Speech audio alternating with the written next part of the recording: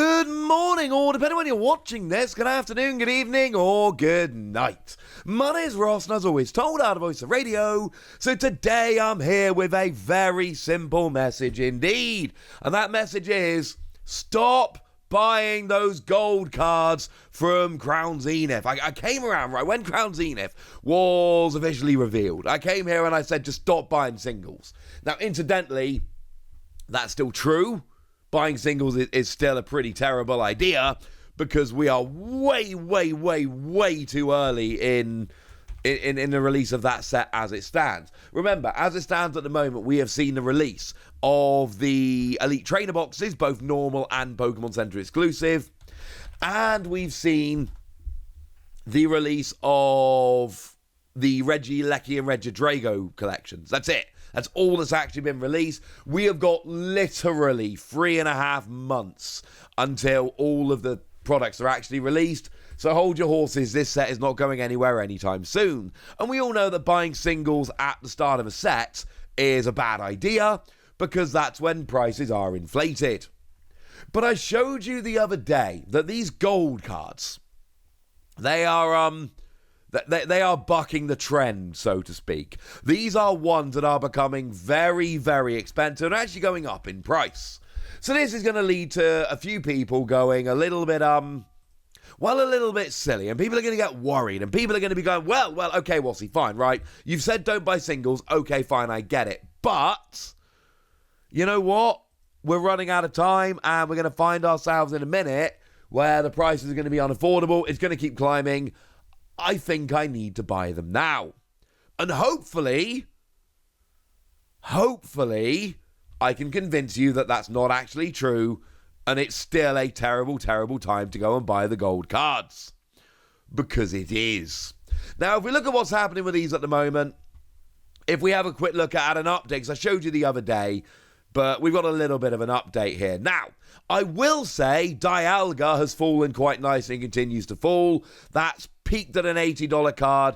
It's down to a $70 card, and that, I'm assuming, is going to keep dropping. People have realized that Dialga, it's not that playable. Yay, it's fine, it's good. Now, Palkia dropped and has gone back up and has leveled off. It's nominally a little bit lower than it started, but, nothing much. But you'll notice that Arceus has kept rising. Now, it rose very sharply, and then it dropped a bit. It is actually now pretty much as high as it's been, and you'll notice that although it says $119, the last couple of solds, 2 of them are slightly over. One of them's a little bit under, but 2 of them are slightly over.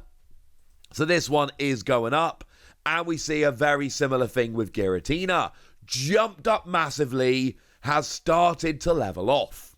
But again, we're still very new. And now the good news is, for both Giratina and for Arceus, they have, for the moment, basically stopped climbing. Now, I'm not saying they've stopped climbing. What I'm saying is that they're kind of leveling off, and any climb at the moment is going to be very small. We are in a good position in that regard, which is lovely.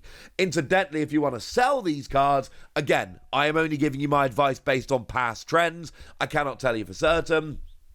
But I think I do think we're going to see these dropping off. But again, do what you want to do. I think now is a bad time to buy and a good time to sell. You are responsible for your own cards. I'm giving you the best information I've got based on recent trends. Obviously, I can't guarantee what's going to happen. I can't see the future.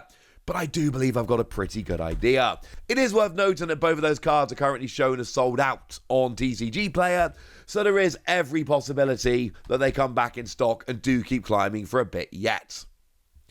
But here's the thing.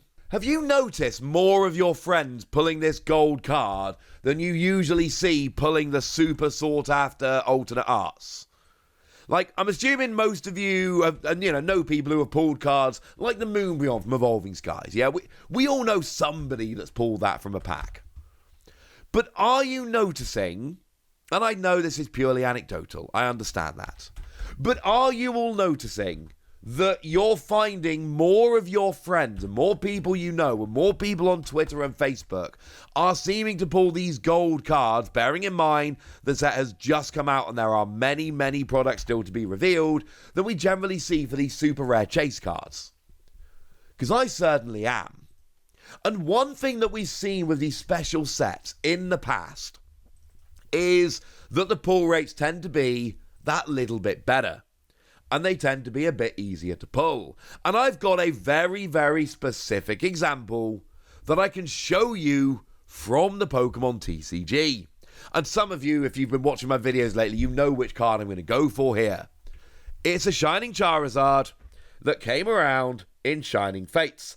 And I've long predicted, right, that we're going to see with Crown Zenith what we saw from Shining Fates, which is to say a very similar kind of, maybe one or two cards keep a bit of value, but the set as a whole becomes super cheap, which incidentally is literally already started happening. I showed you that in a video the other day.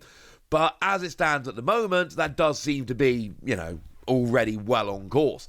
It's only a few select cards that are, really jumping up in price. Everything else is crashing nicely, exactly as we would expect.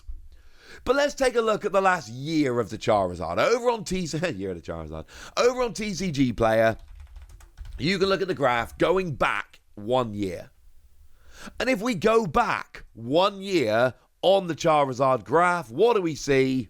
Yeah, like a big downwards trend. Sure, we've seen a brief jump up in November, but that started going down again. We saw it as high as 130, as low as 95, and it's currently sitting there as a $105 card. However, look at the last three sold. You will notice that the last three sold are 90, 88, and 85. So even that market price of 105 is starting to look suspiciously high. And when I say suspiciously high, I don't mean anything like cheeky's going on. What I mean is that's not actually representative. It's a bit lower than that, but obviously it takes time for the market price to adjust to recent sales. I expect that's going to start dropping again pretty soon. It's like a $90-ish card. A year ago, it was a $140 card. Now, part of this is the fact that Shining Fates never really went away. Like, if I go on eBay right now and I try and buy a Shining Fates Elite Trainer box, you'll notice that it's like not that difficult. I can buy Shining Fates Elite Trainer boxes on eBay right now for like $48. It's a set which just got printed and printed and printed and made Pokemon a bunch of money. Does anybody think they might be trying a similar thing with Crown Zenith, where they print lots and lots to make lots of money because it's a hype set? I, for one, think it probably will, honestly, ladies and gentlemen. I think it will. But it's worth noting that Shining Fates came out pretty much exactly a year ago. So what we're seeing here is the kind of after-release prices. This was selling for like $400 on release. It was a ridiculously expensive card. But how about another one? How about the Charizard VMAX from Champion's Path? Now, that was pretty much on release. Here's a screenshot from Troll and Toad showing that it was being sold for like $420 to $450. Now, if I try and buy a Champion's Path Elite Trainer box nowadays, I think it's fair to say that it's not going to go quite so well. That set is not as available.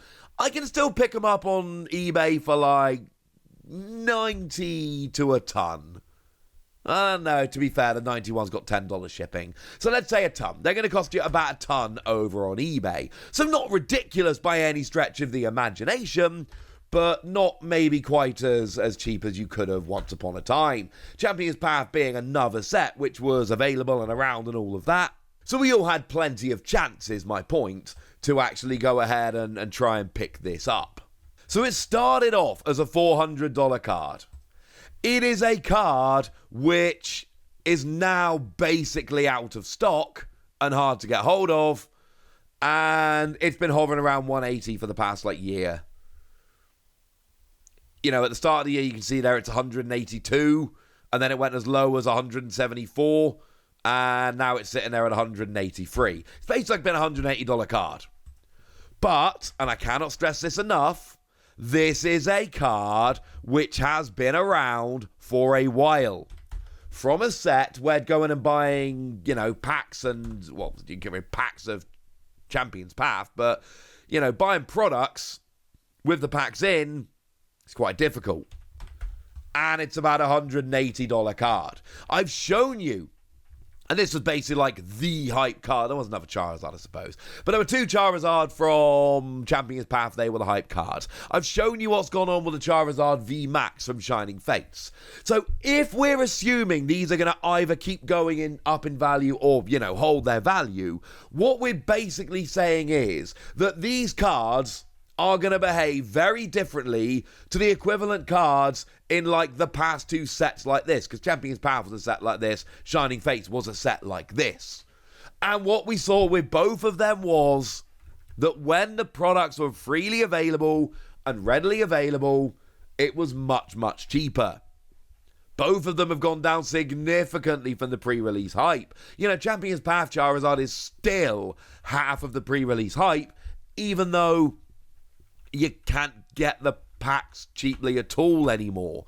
And that's kind of my point. Right now, we're looking at these gold cards, and they're very gold, and they're very fancy, and we love them. And they are great cards, and I'm not arguing that they're not. I want them very much. Akira Igawa's done amazing work on the art. But you've got to bear in mind that we have seen this set after set after set. Yes, they jumped up in price on release, which doesn't usually happen.